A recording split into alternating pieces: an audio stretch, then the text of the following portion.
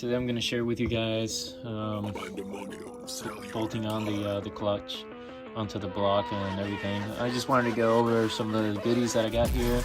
It's been sitting here for quite some time, ready to go on. Let's finally get around to doing it.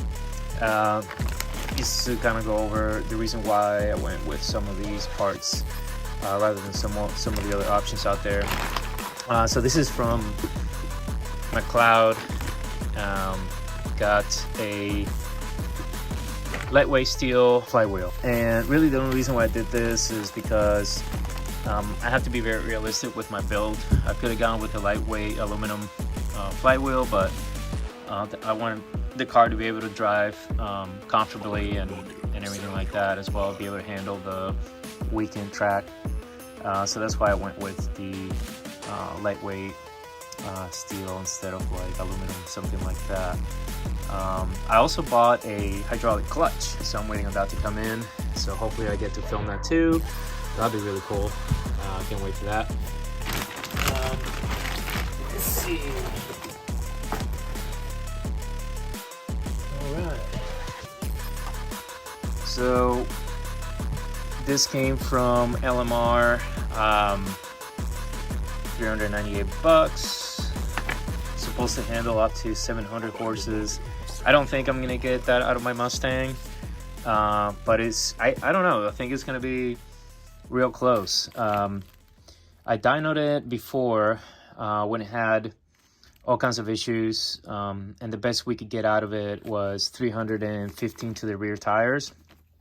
So maybe that's a little close to 400 to the flywheel. So with the mods that I'm having, like, I might get close to 500 rear wheel. I'm not really sure what's going to happen, but essentially I just want to make sure that I had the right clutch for that. This set from LMR came with basically everything you need, including a centering tool and a throwout bearing. Which this is going to become more of a spare part because the hydraulic clutch also comes with its own throwout bearing and everything, so that'll be good. It's good to have spares. Something I was digging around here yesterday, and I'm gonna bust out the flywheel here real quick. This flywheel, I'm assuming, fits all kinds of different applications because it's got different places where you can bolt anything to. And so my question was, which one of these do these guide pins or dowel pins bolt to? And so you got a couple of options here. Obviously you're gonna put these through the parts that are not threaded. So you got some of them that are threaded that the pressure plate will bolt onto, and then you have some options like these two that are not threaded, and then this is what these will basically, you got to hammer this. And so I had to figure out, okay, well, which one is it? And there's three of them around equidistant from one another. So the one way to do that, if you're unsure like me, is just grab the pressure plate and you set it on top to figure out essentially the diameter of your pressure plate, and you can figure it out whether it's going to be like an inner or the outer part. And the size, let's see, the size of the hole that these pins go through are very specific, so you can tell like the bolts that are going to be holding the pressure plate on there are much larger. So these little ones are the ones that these pins will feed through. Let's see what's next. Got the rear main seal. I've been waiting for this from American Muscle, and basically I'm ready to put this stuff on. See how it goes. This is everything that we're going to need.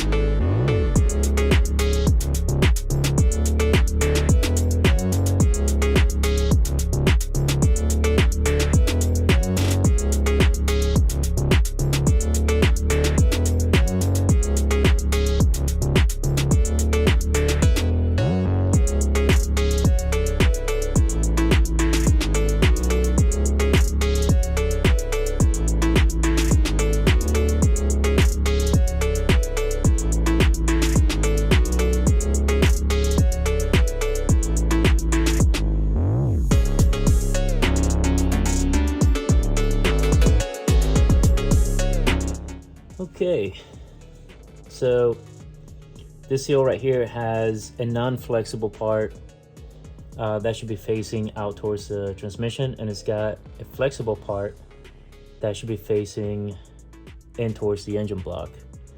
So unfortunately this one didn't come with like a nice little plastic guide that goes over the top here, so that when this slides in, it doesn't bulge out the plastic part of it. So that's gonna be fun. Hopefully this will go in easier than I'm thinking is gonna go, but we have to hammer this in. I got my rubber mallet and it's gonna be nice and even.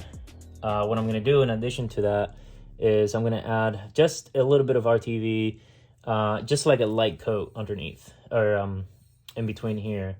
I know some of this stuff, depending on what application you're using, it says they're supposed to go in dry, but I highly doubt that this is going to make really much of a difference. So I'm just going to put a slight coat in here.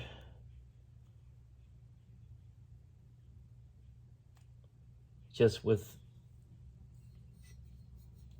my finger.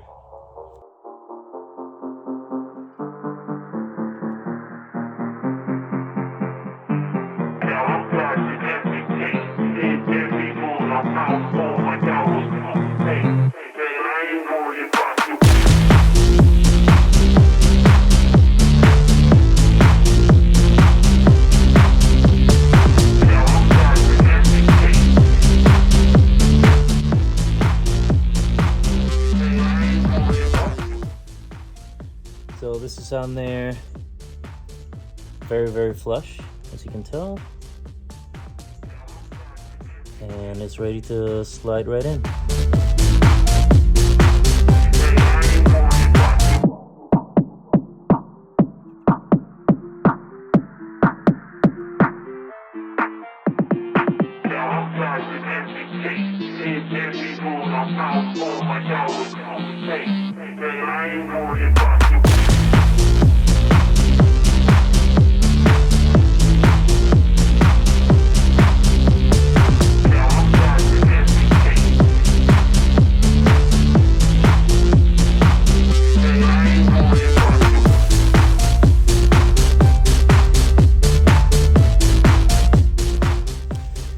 Now this is sharp, but I'm gonna use the back end of this to kind of like guide the seal part of the gasket in there.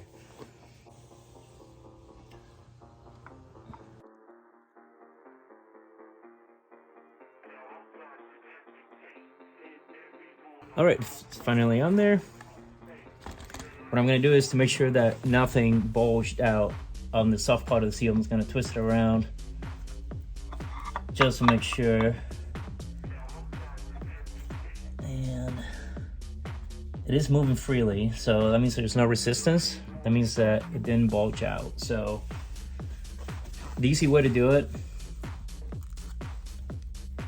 is to anchor the top part first. So you're just gonna set the top part of it press down on it and then press the rest of it in, and then with either something plastic with an edge, or you can, you know, whatever you have, just make sure that it's not sharp, you're not using the sharp part of it, and just kind of press the other parts in that are bulged out, and then you can finger press this in. And then this is only supposed to be finger tight and left like that for an hour. And after that, we can torque it down. And I do have thread locker that I'm gonna use on these.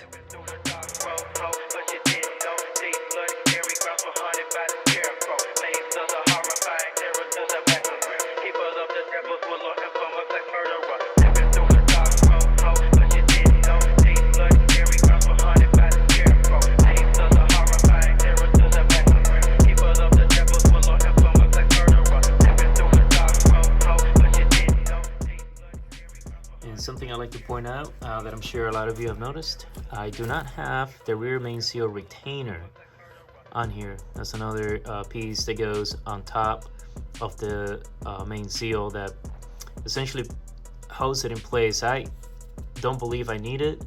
Of course, you know, it's up to you guys what you like to do, but the reason why I feel that way is because this outer part of shell right here is extremely tough. As you saw me hammering that in, and it's under pressure. I also put just a dab of RTV surrounding it. Basically, I did here what I did with the timing cover, and it is basically the exact same idea. This is the timing cover that I'm not using, but this part right here that bends, that goes towards the engine, that's the seal part. And then basically there's the front part of it, and these the exact same quality and build, so I don't feel like that I need to put the retainer on there. But of course, it's just my own personal technique, and of course, if you guys have the retainer, please do put it on. It basically just hammers back in, and I'm gonna go ahead and just torque these down to 89 foot-pounds.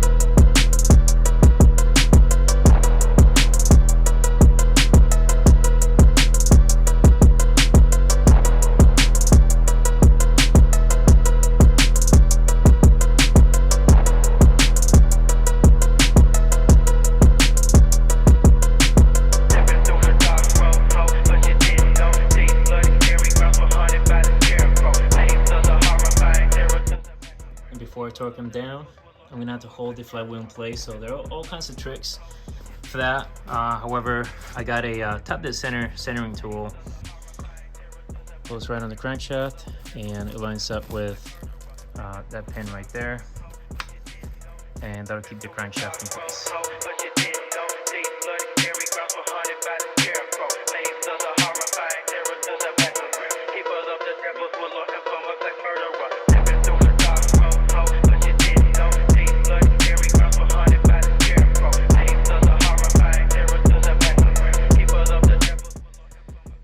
So they gave me the wrong pressure plate bolts. When I ordered from LMR, they sent me bolts. They're 3/8.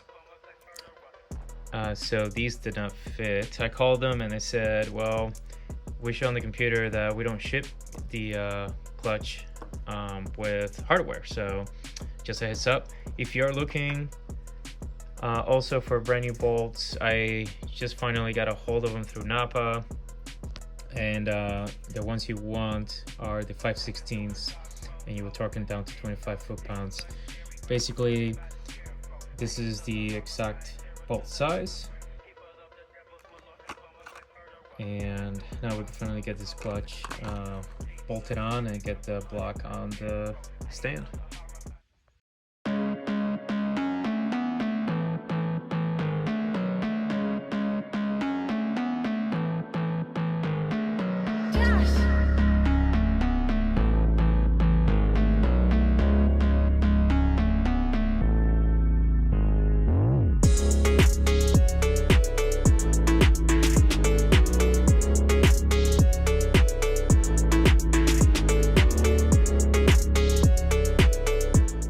Hot tip, I just figured out the hard way. Make sure that the tool is lined up as best as possible towards the center, and it doesn't have to be perfect, but you know, I basically just kind of stuck my finger in here and just kind of felt all the way around to make sure that it was somewhat equidistant. I know this is not really like a real unit of measure, but it's just basically just to get an idea before you torque them down, because what happens is if you torque the pressure plate down with this being slightly off center, you're not going to be able to pull the alignment tool out. So notice how easy this is. It was not like that after I got done torquing it down, so I had to untorque, just loosen it up enough so I can get this basically as center as I could, and then I was able to torque them back down, and then now I can just remove the center tool and the disc is going to stay in place. And I also have it nicely marked, so that way I can pair it up to the transmission shaft to make sure that the groove more or less lines up with my mark right here on the alignment tool, so that way it goes in easier. Okay, so rookie mistake: do not bolt on the clutch until you're ready to put in the engine into the engine bay. I cannot hook up the stand because the pressure plate is in the way. So right now I just got it suspended on the hoist, and this is probably not going to be the easiest way to do it or the safest way to go about it, but I am a rookie. I am learning as I go, so hopefully you guys will make the same mistake that I just made. So again, the last thing you'll do is put on the clutch when you're ready to drop in the motor. So for now, all I'm gonna have to do while this is suspended is hook up the oil feeder tube and then the oil pan, and then that should be it. It's gonna be a bit of a pain to torque everything down like this and everything else, but it shouldn't be an issue.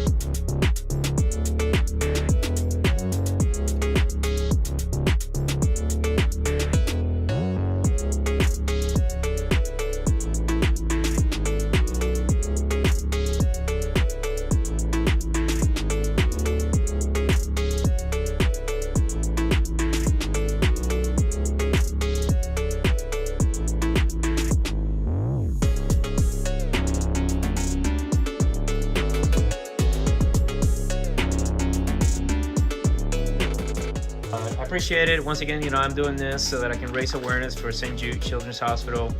Please consider donating, even if it's just $1. Every little bit counts. Sincerely, I really appreciate all the support. And comment below if you donated, or if you donate every year. Thank you so much, and see you guys on the next one.